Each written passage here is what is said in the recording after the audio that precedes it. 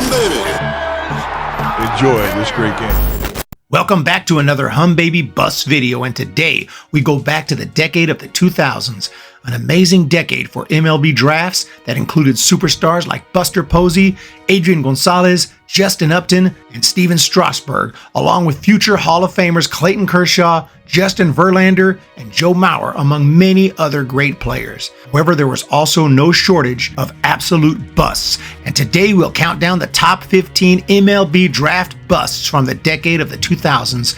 These are players who were taken very high, top 10 in the draft, and had a ton of hype behind their name, but ultimately failed to make much of an impact, if any at all, at the MLB level. So let's not waste any time today and jump right into the list, starting at number 15, Daniel Moskos, Pittsburgh Pirates, 4th overall, 2007. After losing 95 games in 2006, the Pittsburgh Pirates had a golden opportunity to enhance their farm system with an elite player using the 4th overall pick in the 2007 MLB Draft, which had plenty of solid pitching options like Madison Bumgarner, Casey Weathers, and Rick Porcello. The Pirates made a somewhat surprising pick in Daniel Moskos out of Clemson. He was mostly a reliever during his career there and put up solid but not spectacular numbers. His name wasn't included on most top prospects lists. So why did the Pirates take him? Most likely their GM David Littlefield was trying to save money, signing Moskos for a $2.4 million bonus. The very next pick in the draft, Matt Vitters, received $6 million. Their strategy did not pay off, and Moskos did not pitch particularly well in the minors as a starter. After converting to a reliever, the role he had his most success at in college, he was just good enough to eventually reach AAA, where he went 0-5 with a 10.38 ERA in 2010. Then in 2011, he was having a solid season, and the Pirates gave him a promotion to the big leagues. He pitched in 31 games and had a respectable 2.96 ERA, but would never make it back to the majors again. He stuck around the minors, independent ball, and the Mexican League through the 2018 season. Number 14, Matt Bush, San Diego Padres, 1st overall, 2004. Had I made this video 10 years ago, Matt Bush would have easily come in as the number 1 draft bust of the 2000s. He was a 5-tool talent out of Mission Bay High School in San Diego with an incredible bat and insanely powerful arm. Padres took him as a position player, and while he struggled to put up solid stats in the minors, that was the least of his issues. It turned out Bush was a troublemaker, and before even making his minor league debut, he was arrested for felony assault, misdemeanor trespassing, disorderly conduct, and underage drinking. And this was only the beginning. In 2009, he was accused of beating up a high school lacrosse player with a golf club. The Padres released him, even though he showed some promise after being converted to a pitcher. After being traded to the Blue Jays before even playing a game in their minor league system, he went on a tirade against a woman at a party who he thought made some markings on his face, banging on her car window as she tried to flee. The Jays released him, and then in 2012, Bush went on a alcohol-fueled rampage with his car, leading to 3 hit-and-runs, culminating with a man on a motorcycle nearly being killed. Bush was arrested and sent to prison. So how is he not the biggest bust of all time? Bush, against all odds, returned to professional baseball after his sentence and made it all the way to the big leagues, pitching with the Rangers and Brewers. And even as recently as 2023, he was still pitching and is currently a free agent, making him the only active player besides Justin Verlander in the entire 2004 first round, and maybe the entire draft. There may be 1 or 2 others who are still hanging around, but I couldn't find any. So although Bush can still be considered a draft bust, there's no way I could put him at number 1 anymore. In fact, he barely makes my top 15. Number 13, Jeff Clement, Seattle Mariners, 3rd overall, 2005. 2005 was an extremely successful draft for Major League Baseball, producing 8 future All-Stars within the first 12 picks. The first 7 picks contained 6 future All-Stars, including Alex Gordon, Ryan Braun, and Troy Tulowitzki. The one exception was the 3rd pick. The Seattle Mariners had taken a catcher out of USC named Jeff Clement. The power-hitting catcher smashed 46 home runs at Southern Cal with an on-base percentage over 400 every season. His talent seemed to translate well to the pros, and he quickly worked his way to AAA by 2007. That year, he crushed 20 home runs with 80 RBIs and a .370 on base for Tacoma. It looked like the hype was real after a promotion to the big leagues when he hit 2 home runs with a .375 average in 9 games. He was expected to compete for a spot on the big league roster in 2008, but after going 3 for 19 in spring training, he started the year in AAA.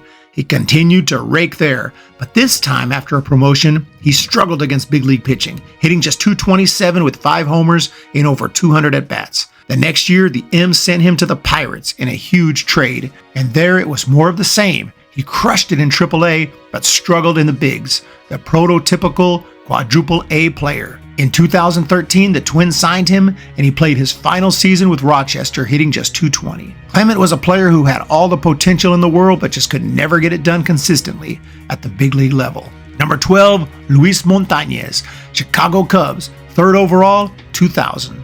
After losing 95 games and finishing in dead last in the NL Central in 1999, the Chicago Cubs needed a big hit with the 3rd overall pick in the 2000 draft. So they went for a 5-tool high school talent out of Miami, Florida, named Luis Montanez. He was an exciting talent who could pitch, hit for power, and fly on the base paths. Cubs signed him as a position player and planned to move him slowly through their system, and he got off to a solid start, hitting .317 with 11 steals in rookie ball. After that, however, he was average at best, hitting around .260 each season in the minors with not much power. He didn't hit double-digit home runs until 2005, when he hit .293 with 14 homers, finally showing some serious promise. Then in 2006, still in the minors, after hitting .277 with 10 homers, the Cubs decided to let him enter free agency without ever promoting him to the big leagues. Montanez signed with the Orioles and suddenly had a breakout season in the minors, hitting .335 with 26 bombs and 97 RBIs in AA, winning the Eastern League Triple Crown. He was finally promoted to the big leagues and hit a home run in his first big league at-bat. Unfortunately, the next season, he hit just .140 with the Orioles and ended up back with the Cubs in 2011, finally getting to play at Wrigley Field, but hitting just .222. After bouncing around the Cardinals, Phillies, and Angels organizations, he retired with a .223 career MLB average and -1.3 WAR. Number 11, Dewon Brazelton, Tampa Bay Rays, 3rd overall, 2001. 2001, the Tampa Bay Rays were looking for a starting pitcher who could develop quickly and enter the Rays starting rotation. So they looked to the college ranks, and with the 3rd overall pick, selected Dewon Brazelton, who had just gone 13-2 with a 1.42 ERA and 10.9 strikeout per 9 ratio at Division I Middle Tennessee State. The powerful 6'4" pitcher and Sun Belt Conference Pitcher of the Year looked like a can't-miss prospect, and it's hard to blame the Rays for picking his name. However, he had an injury history and a shoulder surgery in the past, so he was not someone who needed to be rushed. And that's exactly what the Rays did. Their hurry to get him in the starting rotation may have ruined his potential, as he was rushed to the majors after Rays coaches messed with his mechanics in the minors without giving him time to adapt. He appeared in 27 minor league games, showing decent stuff during his first pro season before being promoted to the big leagues, where he made 2 starts. Following season, he went 1-6 with a 6.89 ERA for Tampa Bay, getting bounced back and forth between the minors and the big leagues. This pattern would continue for 4 total seasons until he was traded to the Padres. He had never pitched a complete season in the Rays minor league system. With the Padres, he made 9 appearances and had a 12 ERA. Brazelton retired after spending the 2007 season in the minors. Had the Rays not rushed him through the minor leagues, who knows what kind of career he could have had. Number 10, Josh Vitters, Chicago Cubs, 3rd overall, 2007. In 2007, one of the top available prospects in the draft was the Gatorade Baseball Player of the Year, Josh Vitters, a 3rd baseman with incredible bat speed. Scouting reports said that he could hit for average and power with an advanced approach that would result in a low strikeout rate. After a disappointing pro debut in rookie ball, he hit .322 in 2008 in A-ball. Then in 2009, he hit .284 with 18 homers and just 68 strikeouts in 458 at-bats. The downside was that he walked just 12 times all season. Still, he continued to show solid talent as he moved through the minors, and in 2012, he had a fantastic AAA season, hitting .304 with 17 homers, earning a call-up. Sadly, the call-up was disastrous, and he hit just .121 in 36 games. It would be his one and only call-up to the show. After 2 below-average seasons in the minors, Vitters was let go by the Cubs. He went on to play in the independent leagues, continuing to play the game professionally through the 2021 season, but as a third overall pick who only hit 193 in 99 big league games, he unfortunately has to make the list. Number 9, Billy Rowell, Baltimore Orioles, 9th overall, 2006. At 6'4" and 200 pounds, Billy Rowell had all the tools, including insane speed and a powerful bat. He had a strong arm and a smooth glove with excellent defensive instincts at third base. Scouts were in love with him and thought that his left-handed bat could produce hundreds of home runs at a place like Camden Yards. He was taken 9th overall by the Orioles in 2006, just ahead of Tim Lincecum and Max Scherzer. In his first taste of the minors, Rowell hit .329 in rookie ball and then .326 in low A with an OPS around 900. He looked like a sure thing, the exact type of bat the Orioles needed. But as he progressed through the minors, some weaknesses in his swing began to get exposed, and in 2008, he struck out 104 times in 375 at-bats in high A with a .248 average and just 7 home runs. The O's kept him in high A for 2009, and he was even worse, hitting .225 with 122 strikeouts. He also experienced several defensive lapses. Rowell was kept in high A for a third straight season and struck out a career-high 153 times with just 11 home runs in 436 at-bats. There was no point in keeping him in high A perpetually, so the Orioles finally promoted him to double A, but he hit just .227 with 0 home runs. After failing the second drug test of his career, the Orioles released him, ending his professional career. Number 8, Matt Hobgood, Baltimore Orioles, 5th overall, 2009. In 2009, the O's, who had a terrible decade with their first-round picks, held the 5th overall pick. Instead of taking the safer route with a reliable college arm like Mike Minor, Mike Leake, or Drew Storen, the Orioles went with a high school pitcher, but not the expected high school arm of Zach Wheeler, who the Giants snagged with the very next pick. Instead, they took Matt Hobgood, who was expected to go in the first round, but certainly not 5th overall. Orioles scouting director liked him and convinced the team to go for Hobgood. He was a powerful 6'4", 245-pound talent who could hit and pitch. In high school, he hit .475 with 21 home runs in 30 games and also went 11-1 with a .9 ERA as a pitcher. The O's decided to take him as a pitcher, but through 3 seasons in the minors, he went 4-15 with a 6.13 ERA before missing all of 2012 after rotator cuff surgery. He returned as a bullpen arm and pitched slightly better, but after a promotion to Double A in 2015, he had a 6.52 ERA before returning to the disabled list with shoulder issues. Hobgood's career ended, never having made it above Double A. Had he been drafted as a position player as was expected, who knows what type of career Hobgood might have had. Number 7, Mike Stodolka, Kansas City Royals, 4th overall, 2000. In 1999, the Kansas City Royals were not a great team, but had fantastic young talent, including Rookie of the Year Carlos Beltran. In an attempt to find a similar talent, but as a pitcher, they drafted the California high school phenom Mike Stodolka, who struck out over 2 batters per inning during his senior season. He could also hit and smashed 18 home runs, setting a new league record. The Royals took him as a pitcher, but he simply couldn't get it done on the mound in the minor leagues. In 2001, he went 3-8 in A-ball, striking out just 4.7 batters per 9 with a 4.67 ERA. And the next year, he was even worse, going 8-14 with a 5.27 ERA. They continued to be patient with him, but he showed very little improvement, and after going 4-11 with a 5.92 ERA in Double A in 2005, the Royals decided he would not work out as a pitcher. He hung around a few more years as a position player and showed definite promise, hitting .291 in 460 at-bats in 2007. However, injury issues limited his appearances, and Stodolka retired after the 2008 season, never reaching the big leagues. Number 6, Josh Karp, Montreal Expos, 4th overall, 2001. After 3 years pitching at UCLA, Josh Karp's name jumped through the draft rankings. He was a bulldog there, starting 44 games, winning 23 of them, and finishing 6th all-time in school history with 262 strikeouts. He did give up occasional runs and had an ERA over 3, but the overall stuff and ability to go deep into games gave the Expos enough confidence to take him 6th overall in 2001. He had a decent start to his minor league career, going 11-6 with a 3.07 ERA in 2002 between high A and Double A.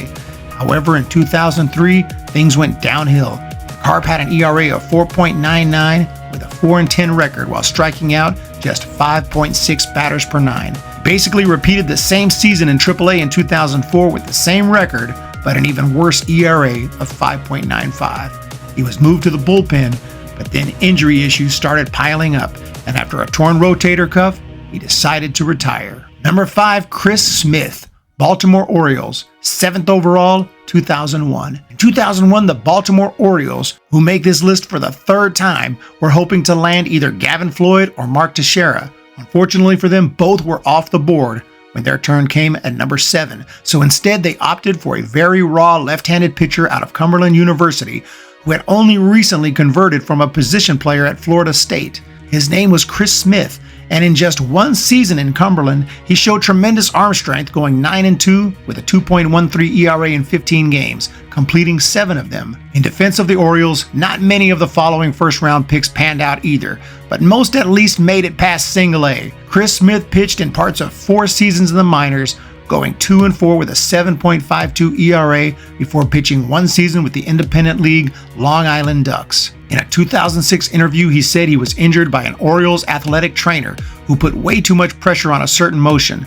Smith heard a pop, but doctors said it was tendonitis or shoulder fatigue, so Smith continued to rehab trying to get back until finding out that he had a major tear to the rotator cuff. Number 4, Chris Gruler, Cincinnati Reds, 3rd overall, 2002. In 2002, the Cincinnati Reds utilized their 3rd overall pick to select high school pitcher Chris Gruler, who Johnny Bench thought had a better changeup and breaking ball than Tom Seaver. What? At Liberty High School in Brentwood, California, Gruler absolutely dominated with a fastball that hit 96. He struck out 135 batters in 66 innings with a 1.49 ERA. Scouting reports praised his powerful body, hard fastball, and tight rotating curve. The Reds signed him for a $2.5 million bonus, the largest in franchise history. Gruler looked amazing in rookie ball and continued to look solid in Single A, despite a 5.6 ERA, which was mostly the result of 1 poor outing. However, the following season, something was wrong and Gruler was hit hard, allowing 17 earned runs in 5.2 innings. Turned out, he needed reconstructive shoulder surgery, the first of 3 he would need. He made some comeback attempts, but they never panned out, and Gruler retired, never pitching above Single A. He appeared in just 27 minor league games. Number 3, Bryan Bullington, Pittsburgh Pirates, 1st overall, 2002. In 2002, the Pirates decided to play it safe in the draft with their 1st overall pick, and they took a 6'5", 225-pound pitcher out of Ball State. Bryan Bullington set all kind of school records and led his league in wins and ERA. He had previously been a top high school prospect who went 15-0 in 1999 and threw a one-hitter in the state finals. The Pirates took him over other options such as Zach Greinke and Prince Fielder. Bullington was immediately considered one of the top prospects in the game and looked like the real deal when he went 5-1 with a 1.39 ERA in Class A. He pitched a scoreless inning in the Futures game at Fenway Park and continued to look good as he worked his way up to AAA. Sadly, he pitched in just 1 big league game when he hurt his shoulder and needed surgery. He missed all of 2006. Then in 2007 went 0-3 with a 5.29 ERA during a September call-up. He was never able to figure it out at the big league level, and despite all the promise, finished his career with just 1 big league win. Number 2, Adam Johnson, Minnesota Twins, 2nd overall, 2000. Minnesota Twins first selected Adam Johnson out of high school with the 1997 draft, but he chose to attend college instead. He set a Cal State Fullerton record with 365 strikeouts and was named Big West Conference Pitcher of the Year. In 2000, he struck out 166 batters in 119 innings. And in that year's MLB Draft, the Twins took him again, but this time with the 2nd overall pick. Only Adrian Gonzales was taken higher. Johnson's strikeout stuff translated to the pros immediately as he struck out 92 batters in 69 Single-A innings for the Fort Myers Miracle, maintaining a 2.47 ERA. The next season in 2001, he was pushed through the minors quickly and made his big league debut. Unfortunately, that's where his success ended, as he gave up 23 runs in 25 innings while striking out just 17. In 2002, he failed to make the team out of spring training, and when given his assignment papers, according to former Twins player Michael Kadire, he crumbled them up and stormed out of the manager's office. He only pitched in 2 more MLB games, although he hung around the minors and independent leagues through 2009. Number 1, Donovan Tate, San Diego Padres, 3rd overall, 2009. In the 2009 MLB Draft, the San Diego Padres had the 3rd overall pick, and with it took Donovan Tate, a 6'3", 200-pound high school superstar. He was a 5-tool talent with insane speed, a powerful arm, and big stats. A .512 batting average and 9 bombs his senior year, which led his team to the Georgia State Championship. The Padres snagged him, offering a $6.7 million bonus, taking him ahead of Nolan Arenado, Paul Goldschmidt, and Mike Trout. Unfortunately, the massive talent he showed in high school just never translated to pro ball. In his first year, Tate hit .222 with 2 homers in rookie ball. The next year, he played in just 39 games in A-ball, struggling with injuries such as a sports hernia, broken jaw, and sprained shoulder. He also had problems with non-PED drug abuse, and in June of 2011 was suspended and required to attend a drug treatment program. He stayed relatively healthy in 2012, but hit just .226 with 1 home run and 440 at-bats at A-ball. Tate stuck around that level through 2016, never making it to AA. The 26-year-old retired from baseball and returned to college to play quarterback for the Arizona Wildcats. The Padres, especially during the 2000s, were known for poor drafting, but this was their biggest bust of all, as he never even made it past High A. That'll do it for today's video on the biggest draft busts of the 2000s. I hope y'all enjoyed it. I know there were several more busts during the decade, so feel free to put more examples in the comments section. There's the great Matt Antonelli, who runs an awesome YouTube channel, but he didn't make the list since he wasn't picked until number 17 and still made the big leagues. And I also considered Delman Young, but since he put together a 10-year big league career, I just couldn't justify putting him as a top 15 bust of the decade. But as a first overall pick, many do consider Delman Young a pretty big bust. But let me know what y'all think. Hit that thumbs up and subscribe button. I appreciate the amazing support. Look forward to the next list, the top 15 busts of the 90s. Have a great day, and we'll talk to you then.